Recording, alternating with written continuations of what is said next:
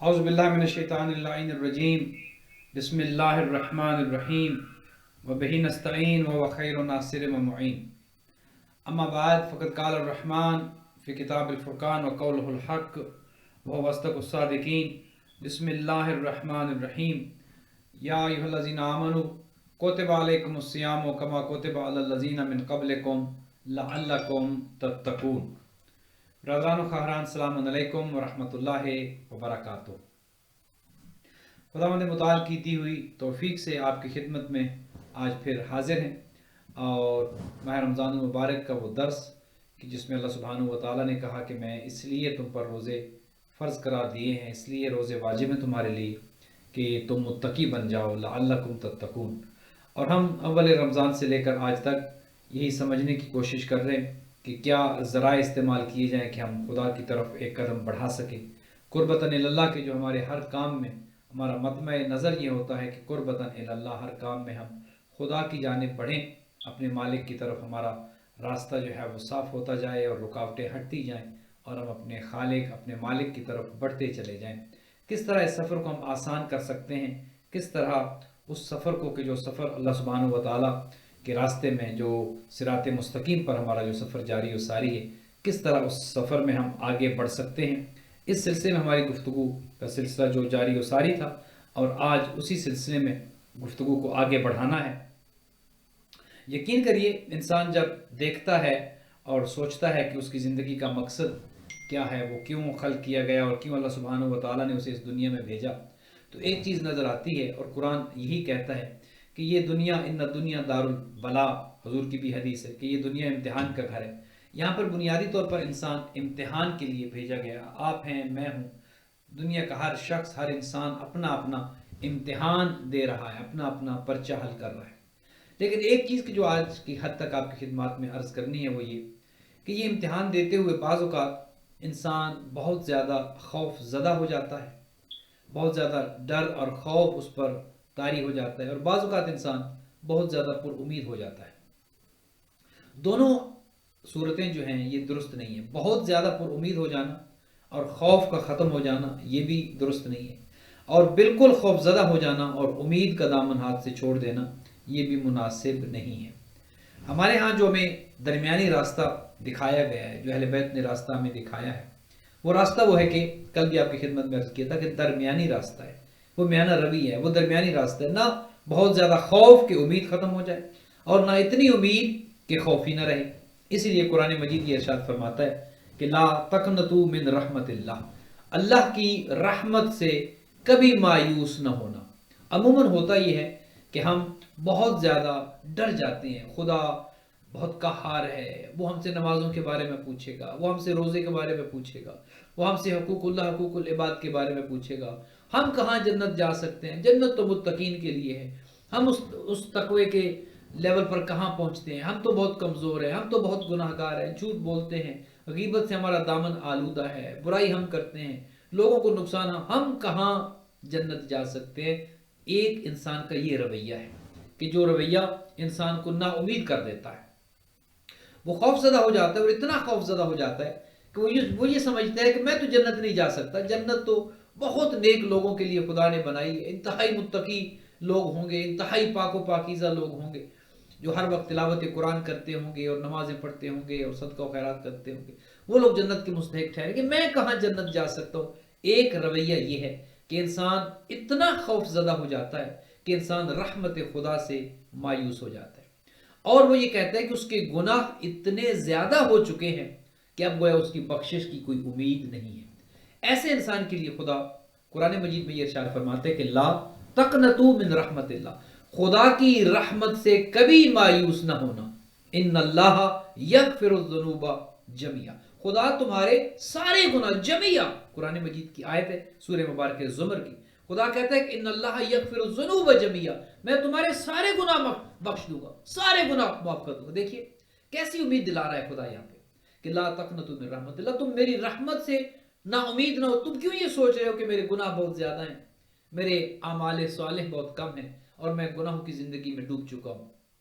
خدا یہ کہتا ہے کہ ان اللہ یغفر الذنوب جميعا، خدا تمہارے سارے گناہ بخش دے گا۔ جب خدا یہ کہتا ہے کہ جمیعا سارے گناہ تمہارے میں بخش دوں گا، تو اس میں نہ صغیرہ کی بات آ رہی ہے نہ کبیرہ کی بات آ رہی ہے۔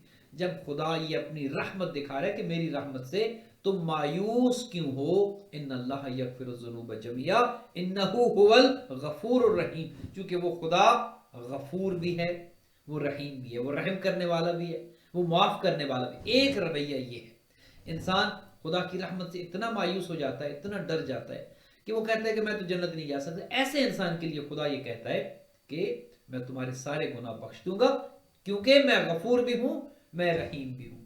ایک طرف امید ہے کہ جو اس شخص کے لیے کہ جو بہت زیادہ خوف زدہ ہے، اس کو امید دلائی جاتی ہے، اسے کہا جاتا ہے کہ نہیں، خدا سے ڈرو، تقوی اختیار کرو۔ لیکن تقوی کا مطلب یہ نہیں ہے کہ رحمت خدا سے مایوس ہو جاؤ کہ میرے لیے تو جنت ہے نہیں، جنت میں تو جا نہیں سکتا۔ ایک یہ رویہ ہے۔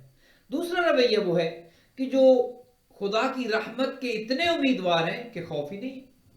جیسے کسی کو اگر باپ کے شفیق ہونے کا پتہ ہو کہ میرا باپ تو بہت رحم دل ہے، میرا باپ تو بہت شفیق ہے، میں جو مرضی کر دوں میرا باپ مجھے نہ ڈانٹے گا، نہ کچھ کہے گا، نہ سزا، کچھ نہیں کہے گا، اور وہ اس رحمت اور باپ کی اس پدری شفقت کی وجہ سے جو مرضی میں آئے وہ کرتا چلا جائے، اور دل میں یہ ہو کہ میرا باپ تو بہت رحم کرنے والا ہے۔ ایک رویہ یہ ہے کہ انسان اتنے گناہ کرتا جائے اور گناہ پہ گناہ کرتا جائے، اور دل میں یہ ہو کہ خدا تو رحیم ہے، خدا تو غفور ہے، وہ تو قرآن میں کہتا ہے کہ اللہ یغفر الذنوب جميعا، میں تو سارے گناہ تمہارے معاف کر دوں گا، وہ چونکہ معاف کرنے والا ہے لہٰذا مجھے خدا سے ڈرنے کی ضرورت نہیں ہے۔ یہ دونوں ایکسٹریم پہ ہیں، ایک وہ کہ جو بالکل ڈر چکا ہے اور رحمت خدا کی کوئی امید نہیں، اور ایک وہ کہ جو انتہائی پر امید ہے اور خدا کا خوف نہیں ہے۔ ہم نے ان دونوں سے بیزاری کا اظہار کرنا ہے اور درمیانی راستے پہ آنا ہے۔ نہ اتنی زیادہ امید رکھنی ہے کہ میں جو مرضی ہے کرتا جاؤں، خدا مجھے معاف کر دے گا چونکہ وہ غفور الرحیم ہے، اور نہ زیادہ اتنا ڈرنا ہے کہ جنت میرے لیے تو ہے نہیں، جنت تو بہت پتہ نہیں کون سی مخلوق ہوگی کہ جو جنت میں جائے گی، میں تو نہیں جا سکتا۔ نہ اتنا نہ امید ہونا ہے خدا سے، نہ اتنا خوف رکھنا ہے، چونکہ زندگی جو ہے وہ بین الخوف والرجاء، زندگی ان دونوں کے درمیان میں ہے۔ انسان جہاں پر ڈر رہا ہو وہیں پر انسان امید سے بھی ہو، انسان نا امید نہ ہو جائے۔ جہاں پر انسان خوف زدہ ہو، خدا کا تقوی ہو، دل میں خوف خدا ہو، دل میں خشیت خدا ہو، یہ اپنی جگہ پر ضروری ہے، لیکن اس خشیت کے ساتھ ساتھ، اس خوف کے ساتھ ساتھ انسان پر امید بھی ہو، انسان خدا سے نا امید، اور یہ سلسلہ چلتا رہے، زندگی گزرتی رہے، انسان گناہوں کے ساتھ بھی جب خدا کے دربار میں جاتا ہے لیکن امید لے کر جاتا ہے تو خدا معاف کر دیتا ہے۔ بنی اسرائیل کے بے شمار واقعات ایسے موجود ہیں۔ ایک واقعہ میں آج ہی دیکھ رہا تھا کہ دو اشخاص تھے، اور ایک انتہائی نیک تھا، وہ کوئی گناہ نہیں کرتا تھا کہ میں تو گناہ اگر میں نے کیا تو جہنم چلا جاؤں گا، اور دوسرا وہ تھا کہ جو گناہ کرتا تھا لیکن امید اس کو یہ تھی کہ خدا مجھے بخش دے گا۔ لہذا جب خدا کے سامنے پیش ہوئے تو روایت یہ کہتی ہے کہ جو خدا سے بہت ڈرتا تھا اسے خدا کی ناراضگی کا سامنا کرنا پڑا کہ تجھے میری رحمت سے کوئی امید نہیں تھی، میں نے کب کہا تھا کہ اتنا ڈرو کہ میری رحمت سے نا امید ہو جاؤ، میرے کرم سے، میری مغفرت سے مایوس ہو جاؤ۔ اور قرآن مجید میں خداوند متعال ایک اور مقام پر ارشاد فرماتا ہے اپنے حبیب کو، جب ارشاد فرماتا ہے کہ اے حبیب میں نے تو تمہیں مبشر بنا کر بھیجا ہے، اے حبیب میں نے تو تمہیں خوشخبری دینے والا بنا کر بھیجا، یا ایھا النبی انا ارسلناک شاہدا ومبشرا ونذیرا، تمہیں شاہد بنا کر بھیجا، دیکھیے مبشرا ونذیرا، بشارت دینے والا بنا کر بھیجے اور ڈرانے والا بنا کر۔ مبشر پہلے ہے، خوشخبری دینے والا پہلے ہے، امید دلانے والا پہلے ہے، پھر کہا کہ وہ نذیرہ، اور ڈرانے والا بھی ہے۔ خدا یہ نہیں چاہتا کہ ہم ڈر جائیں اور اتنے ڈر جائیں کہ خدا سے اپنی امیدیں ختم کر دیں۔ آپ پڑھتے ہیں دعائے کمیل میں، دعائے کمیل کے آغاز میں جب دعا شروع ہوتی ہے تو آپ کیا کہتے ہیں کہ اے اللہ برحمتک التی وسعت کل شیء، کہ جس کی رحمت ہر چیز پر بھاری ہے، ہر چیز سے زیادہ ہے، جس نے اپنی رحمت سے ہر چیز کو گھیرے میں لیا ہو۔ گویا خدا کی رحمت نے ہر چیز کو گھیرے۔ امیر المومنین دعائے کمیل میں یہی تو ہمیں تعلیم دے رہے کہ اس کی رحمت نے ہر چیز کو گھیرے میں لے رکھا ہے۔ برحمتک التی وسعت کل شیء، ہر چیز کو اس کی رحمت نے اپنے اندر سمویا ہوا ہے۔ اور پھر دعائے کمیل میں مولا ارشاد فرماتے ہیں کہ وہ اللہ وہ ہے سبقت رحمتہ غضبہ، کہ جس کی رحمت اس کے غضب پر بھاری ہے، جس کی رحمت اس کے غیظ و غضب سے زیادہ ہے، سبقت رکھتی ہے، بھاری ہے، زیادہ ہے، پہلے ہے۔ گویا اہل بیت بھی ہمیں یہی تعلیم دیتے ہیں کہ خدا کی رحمت اس کے غیظ و غضب پر بھاری ہے۔ یقیناً اس کا غیظ و غضب بھی ہے، یقیناً خدا کی ناراضگی بھی ہے، یقیناً خدا ناراض بھی ہو جاتا ہے۔ اور یہ حالات جو آج کل ہم جن حالات سے گزر رہے ہیں، یہی لگ رہا ہے کہ خدا ناراض ہے۔ کرونا کی مصیبت ہو یا دیگر مسائل ہو یا دنیا میں بد امنی ہو، بے چینی ہو، افراتفری کا عالم ہو۔ ابھی کل ہی پرسوں کی بات ہے شاید، ایک نوجوان لڑکی کو انگلینڈ میں راستہ چلتے ہوئے کوئی گاڑی سے اتر کر اس نے گولیوں سے بھون کر رکھ دیا۔ صرف اس کا گناہ یہ تھا کہ وہ مسلمان تھی، اس نے حجاب کیا ہوا تھا۔ جب عدل و انصاف ختم ہو جائے، معاشرے میں اتنی بے چینی آ جائے، تو یقیناً خدا کا عذاب آتا ہے اور انسان خدا کے عذاب کا مستحق ٹھہرتا ہے۔ لیکن عذاب میں گرفتار ہو جانے کے بعد یہ نہیں کہ انسان رحمت خدا سے مایوس ہو جائے۔ رحمت خدا وہ ہے کہ سبقت رحمت ہو غضبا، تیری رحمت خدایا، دعا کمیل میں مولا یہ فرماتے ہیں کہ تیرے غضب پر بھاری ہے، تیری رحمت تیرے غضب سے زیادہ ہے۔ ایک اور روایت میں دیکھ رہا تھا کہ بروز محشر ہر انسان کامیاب ہو جائے گا، خدا اس پر رحم کرے گا، بخشا جائے گا، اس کے گناہ یقیناً جو اپنی سزا ہوگی، وہ برزخ کی منازل ہیں، سختیاں ہیں، وہ سب تو وہ جھیلے گا۔ لیکن تین قسم کے انسان وہ ہوں گے کہ جو رحمت خدا کے مستحق نہیں قرار پائیں گے۔ گویا یہ جو پیکج رحمت کا ایک پیکج ہے، یہ جو مرسی ہے، خدا کی کائنڈنس ہے، خدا کی رحمت ہے، کنہیں ملے گی؟ فرمایا تین قسم کے لوگ وہ ہوں گے کہ جن کے حال میں رحمت شامل نہیں ہوگی، جنہیں خدا کی رحمت نہیں ملے گی۔ ان میں سے پہلی کیٹیگری وہ ہے کہ جو عجب کرتا ہوگا، مطلب خود پسند ہوگا، اپنے آپ کو دوسروں سے بہتر سمجھتا ہوگا، تکبر اس کے اندر ہوگا، وہ خود کو بڑا سمجھتا ہوگا، دوسروں سے بہتر سمجھتا ہوگا اور دوسروں کو خاطر میں نہیں لاتا ہوگا۔ کچھ نہیں ہے، باقی میرے مقابلے میں کچھ نہیں ہے، دولت میرے پاس زیادہ ہے، علم میرے پاس زیادہ ہے، جوان میں زیادہ ہوں، طاقت میرے پاس زیادہ ہے، بزنس میرا اچھا ہے، جاب میری اچھی ہے، باقی کوئی کسی لائق نہیں ہے۔ عجب ہو اپنے اندر، میں سب کچھ، میری ذات بہت بڑی ہے، میں بہت بڑی شخصیت کا مالک ہوں، میرا نام ہے، میرا مقام ہے۔ جب انسان کے اندر یہ عجب آ جاتا ہے تو بیان فرماتے ہیں کہ یہ رحمت خدا کا مستحق نہیں ہوگا، چونکہ خدا تو یہ چاہتا ہے کہ تم عاجزی اختیار کرو مہربانی تم اہل زمین پر، خدا مہربان ہوگا عرش بری پر۔ انسان جب عاجزی اختیار کرتا ہے اور خدا کے مخلوق پر رحمت کی نظر سے دیکھتا ہے، جو کچھ کر سکتا ہے ان کے لیے کرتا ہے، تو خدا پھر یہ وعدہ کرتا ہے کہ تم نے میری مخلوق پر، زمین پر رحم کیا، عجب نہیں کیا، تم نے اپنے آپ کو بڑا نہیں سمجھا۔ اور امیر المومنین کے حوالے سے میں نے شاید آپ کی خدمت میں عرض بھی کیا تھا کہ جب مولا کو دفن کر کے امام حسن حسین تشریف لا رہے تھے، واپسی پر اس ایک جگہ سے گزرے، خرابے کے قریب سے، جہاں سے اندر سے کرہنے کی آواز آ رہی تھی، اس کے پاس اس کے قریب گئے تو پوچھا، تو اس نے کہا کہ 3 دن سے وہ نہیں آیا جو مجھے آتا تھا اور کھانا کھلاتا تھا، پانی پلاتا تھا۔ تو امام حسن نے سوال کیا، مولا نے پوچھا کہ بتاؤ وہ کون، اس کا نام جانتے ہو؟ کہا نہیں، نام تو نہیں جانتا، پوچھتا تھا نام، جب بھی پوچھتا تھا کہ بتاؤ تمہارا نام کیا ہے، تو وہ آنے والا میرا محسن یہی کہتا تھا کہ نام میں کیا رکھا ہے، ایک غریب کے پاس بیٹھا ہے، ایک مسکین کے پاس بیٹھا ہے۔ وہ اپنے آپ کو کبھی غریب کہتا تھا، کبھی مسکین کہتا تھا۔ دیکھو یہ امیر المومنین کی سیرت ہے۔ تو خدا یہ کہتے ہیں کہ جس میں عجب ہوگا، جس میں بڑائی ہوگی، تکبر ہوگا، جس میں جو اپنے آپ کو پتہ نہیں کیا سمجھتا ہوگا، بروز محشر وہ رحمت خدا کا مستحق نہیں ہوگا، خدا اس پر نظر کرم نہیں کرے گا، خدا اس کو رحمت کی نظر سے دیکھے گا نہیں۔ اور جس کو خدا، اور یہ سب سے میں سمجھتا ہوں کہ سب سے پسترین درجہ ہوگا کہ جس کو خدا رحمت کی نظر سے دیکھے گا بھی نہیں۔ ہاں، جس کو خدا دیکھے گا بھی نہیں رحمت کی نظر سے۔ جب ہمیں اہل بیت محبت کی نظر سے دیکھ لیں گے، رحمت کی نظر سے دیکھ لیں گے، خدا نظر رحمت سے دیکھ لے گا، تو پھر ہمارے گناہ تو گناہ رہیں گے نہیں۔ اگر ان کی نظر کرم، ان کی نظر شفقت، مسکراتا وہ چہرہ اگر اہل بیت کا ہماری طرف صرف ان کی مسکراہٹ آگی ہمیں دیکھ کر، اس کا مطلب یہ کہ ہم کامیاب ہیں۔ لیکن جس میں عجب ہوگا، جس میں تکبر ہوگا، جس میں بڑائی ہوگی، جس میں کبریائی ہوگی، جس میں خود پسندی ہوگی، اس کو خدا اپنی رحمت سے محروم کرے گا۔ پہلی کیٹیگری یہ ہے۔ دوسری کیٹیگری فرماتے ہیں کہ وہ ہے جو رحمت خدا کا مستحق نہیں ٹھہرے گا، وہ ہوگا کہ جو مومنین کو تکلیف دیتا ہوگا، جس نے لوگوں کو تکلیف دی ہوگی، بہن بھائیوں کو، مومنین کو، انسانوں کو، جو ان کے لیے اذیت کا باعث ہوگا، بروز محشر وہ اپنے اعمال جو لے کے جائے گا رحمت خدا سے محروم رہے گا۔ پھر وہ نمازیں اس کی جنت لے کے جاتی ہیں تو دیکھ لیں گے، روزہ اس کو جنت لے کے جاتا ہے تو دیکھ لیں گے، اپنے اعمال پر بھروسہ کرے گا، پھر رحمت خدا کا وہ امیدوار نہ ٹھہرے. وہ یہ نہ سمجھے کہ خدا کی رحمت شامل حال ہوئی تو میں جنت چلا جاؤں گا، پھر رحمت نہیں ملے گی. چونکہ دنیا میں رہ کر اس نے لوگوں کو اذیت دی ہے، دنیا میں رہ کر اس نے مومنین کا نقصان کیا ہے، دنیا میں رہ کر اس نے دوسروں کو تکلیف دی. اور یہاں تک معصوم فرماتے ہیں کہ حرمت المؤمن افضل من الکعبہ، ایک مومن کی عزت، ایک مومن کی حرمت، ایک مومن کا مقام کعبہ سے زیادہ افضل ہے. دیکھیے کعبہ میں جا کر ہم چومتے نہیں تھکتے غلاف کعبہ کو اور کعبہ کی دیواروں کو اور کعبہ کے دروازے کو، اور تحت المیزاب ہم دعائیں کرتے ہیں. کتنا احترام ہے کعبہ کا ہماری نظر میں. جب بیٹھتے ہیں تو کعبہ کو پشت نہیں کرتے ہیں، جب بیٹھتے ہیں تو کعبہ کی طرف پاؤں پھیلا کر نہیں بیٹھتے ہیں. محبت کی نظر کتنا.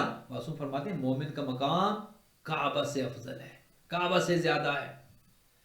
اور جو مومن کی تذلیل کرے گا، جو مومن کی تحقیر کرے گا، جو مومن کا عزت اور احترام نہیں کرے گا، جو مومن کو کچھ نہیں سمجھے گا، وہ غریب ہے، مسکین ہے، لیکن اس کے دل میں اہل بیت کی محبت ہے، وہ مومن ہے، وہ ایمان والا ہے، خدا اور رسول اہل بیت کی محبت ہے اس کے دل میں. اگر اسے ایک انسان کچھ نہیں سمجھتا دنیا میں اور اسے خاطر میں نہیں لاتا تو بروز معاشر جو مرضی کر لے رحمت خدا کا مستحق نہیں کرا گا. خدا اس پر رحم کی نظر سے خدا اس کو دیکھے گئی. دو، پہلا وہ جو عجب کرتا ہے، دوسرا وہ جو مومنین کو کچھ نہیں سمجھتا ہوگا، تذلیل کرتا ہوگا، توہین کرتا ہوگا، مذاق اڑاتا ہوگا. اور تیسرا وہ کہ جو دنیا میں خدا کی رحمت سے مایوس ہوگا، خدا اس پر آخرت میں رحم نہیں کرے گا. یہ تین کہ جو رحمت خدا سے مایوس ہو جائیں گے.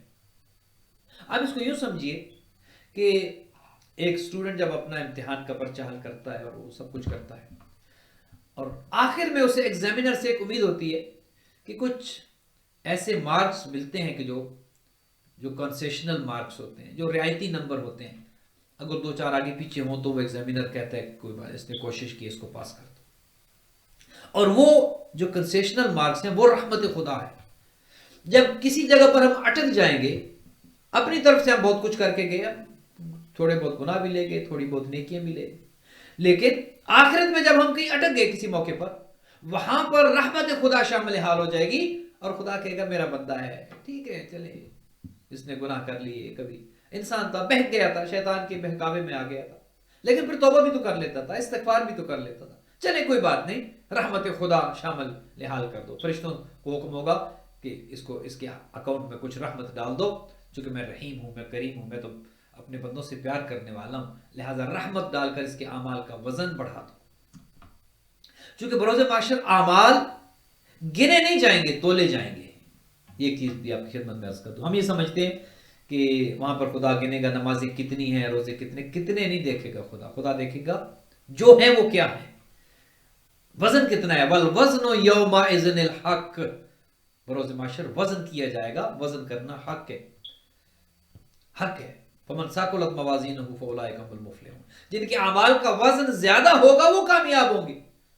خدا نے یہ نہیں کہا کہ جن کے اعمال زیادہ ہوں گے وہ کامیاب ہوں گے، نہیں کہا جن کے اعمال کا وزن زیادہ ہوگا وہ کامیاب ہوگا.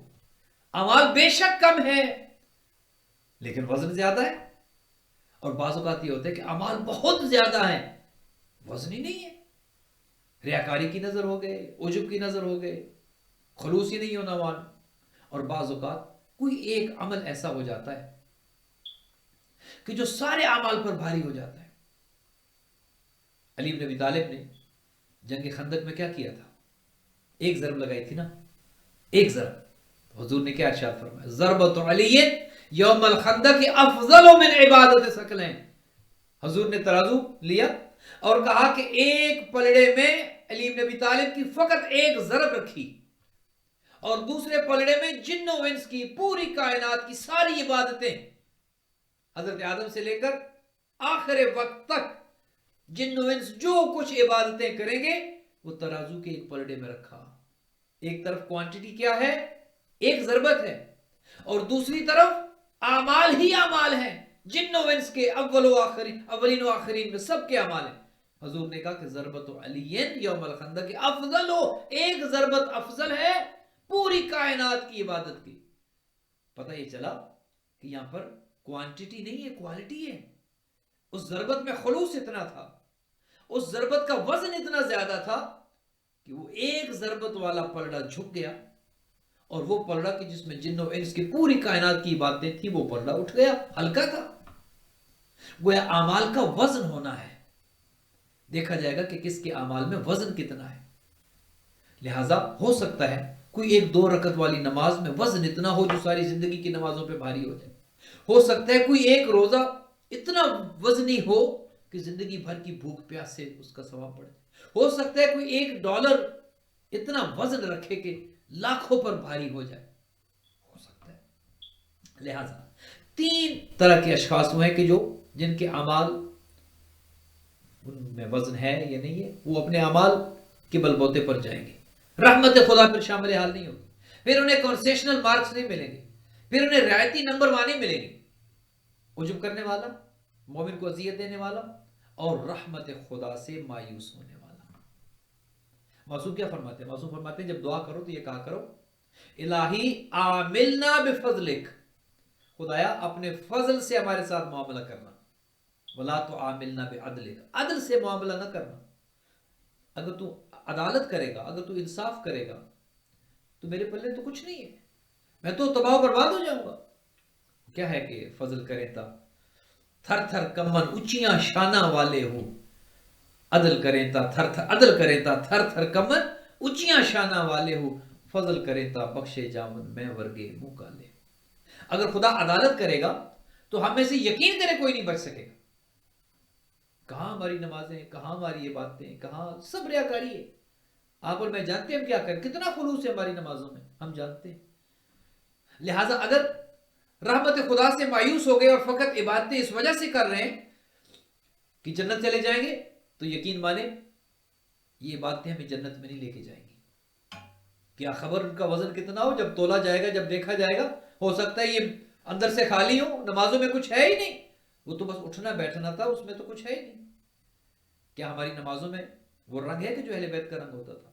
امام حسن مجتبی علیہ السلام جب مصلی عبادت پر کھڑے ہوتے تھے چہرے کا رنگ زرد ہو جاتا تھا، تو کسی نے پوچھا کہ مولا خیریت کیا ہوا، طبیعت تو ٹھیک ہے؟ کہا تم نہیں جانتے میں کس کے دربار میں حاضر ہو رہا ہوں، مجھ پر اتنا خوف طاری ہو رہا ہے کہ میں کیسے اس کے دربار میں جا رہا ہوں، کیا کہوں گا، کیا کروں گا، کیسے کھڑا ہوں گا اس کے سامنے۔ کیا ہماری نمازوں میں وہ رنگ ہے؟ نہیں ہے۔ تو کہاں وزن ہمارے اعمال میں، کہاں وزن ہماری عبادات میں؟ لہٰذا جو بات آخر میں آ کے سمجھ آتی ہے وہ یہ ہے کہ امید رکھنی ہے رحمت خدا سے، اعمال پر کوئی بھروسہ نہیں ہے۔ نیکیاں، ہمارے خرچ اخراجات، ہمارے صدقہ، وہ بھی ہم کرتے کیا ہے ہمیں پتہ ہے۔ ہم جتنا خدا کے راہ پر خرچ کرتے ہیں، جتنی نمازیں ہیں، جتنا ہمارے جو حج و زیارت کے جو ہے وہ ہم سب جانتے ہیں۔ لہٰذا اعمال پر بھروسہ کر کے یہ سمجھنا کہ میں میرٹ پہ چلا جاؤں گا، اپنی کارکردگی کی وجہ سے جنت کا مستحق ٹھہروں گا، اپنی نمازوں کی وجہ سے، اپنے روزے کی وجہ سے، میں نے حج بھی کیا ہے، میں یہ بھی کیا ہے، میں وہ بھی کیا ہے، جنت مجھے نہیں ملے گی تو کسے ملے گی؟ اگر یہ رویہ آ گیا، پتہ ہے مطلب یہ کہ عجب ہے۔ لیکن اگر سب کچھ کر کے پھر یہ ہے کہ بخشا جاؤں گا تو خدا کے فضل کی وجہ سے، عدالت کی وجہ سے نہیں، اگر خدا نے معاف کر دیا تو یہ اس کا کرم ہے، یہ اس کا کرم ہے۔ اور خدا نے یہ اپنے حبیب کو کہا تھا یا ایھا النبی انا ارسلناک شاہدا ومبشرا ونذیرا، اے حبیب میں نے تو تمہیں خوشخبری دینے والا بنا کر بھیجا ہے، ڈرانے والے بعد میں ہو۔ لہٰذا حضور نے بار بار ہمیں یہ کہا کہ خدا بھی رحمان ہے اور مجھے بھی رحمت للعالمین بنا کر بھیجا ہے، وہ بھی رحم کرنے والا ہے، میں بھی رحم کرنے والا ہوں، اور اہل بیت کا پورا گھرانہ رحم کرنے والا۔ لہٰذا ہم پورے ماہ مبارک رمضان میں ڈرتے رہے، استغفار کرتے رہے، توبہ کرتے رہے، ہونا چاہیے، یہ ڈر ضروری ہے، یہ تقوی ضروری ہے، یہ خشیت الہی ضروری ہے۔ لیکن کہیں ایسا نہ ہو کہ ڈر اتنا آ جائے کہ انسان رحمت خدا سے مایوس ہو، یہ اس سے بڑا گناہ ہے۔ خدا سے نا امید ہونا، اقبال نے کیا کہا تھا، بتوں سے تجھ کو امیدیں، خدا سے نا امیدی، مجھے بتا تو صحیح اور کافری کیا ہے۔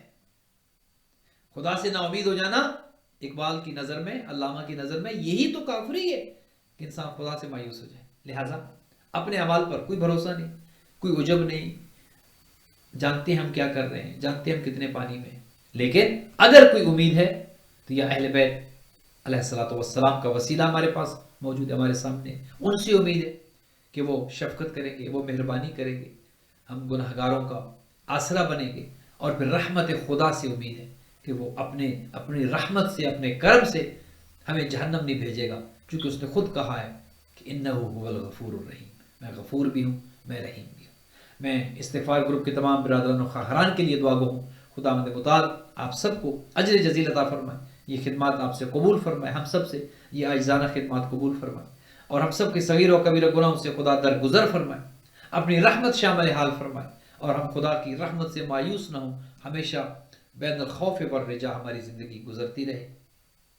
جو بیمار ہے خدا انہیں شفا عطا کرے، جو مقروض ہیں ان کے قرض ادا ہوں، جو تنگدست ہیں خدا ان کے رزق و مال میں اضافہ کرے، اور جو دین کے کام پر خرچ اخراجات کر رہے ہیں، بالخصوص ہمارے حیدر رضا بھائی صاحب نے شفقت کی ہے، خدا ان کے مال و رزق میں برکت دے، خدا انہیں سلامت رکھے، ان کے گھر پر رحمت برکت نازل ہوں، ان کے مرحومین کی مغفرت ہو، اور دیگر استغفار گروپ کے بہن بھائی جو محبت کر رہے ہیں، خدا ان سب کو اپنے حفظ و امان میں رکھے، مال و رزق میں برکت ہو، آپ کو خدا اجر جزیل عطا فرمائے، ہمارے مرحومین کی مغفرت ہو، دنیا بھر میں جہاں جہاں اہل بیت کے چاہنے والے موجود ہیں، خدا سب پر اپنی رحمت اور برکت نازل کرے، پرچم اسلام سر بلند ہو، پرچم کفر و نفاق سر نگو ہو، اور ہمارے زمانے کے امام حضرت حجت مہدی علیہ السلام کے ظہور میں خدا تعجیل فرمائے، ہمیں اور ہماری اولادوں کو خدا امام کے اعوان و انصار میں کرا دے۔ اللہ تقبل منا انک انت السمیع العلیم، ویا محمد و آلہ الطیبین الطاہرین المعصومین، والسلام علیکم ورحمۃ اللہ وبرکاتہ۔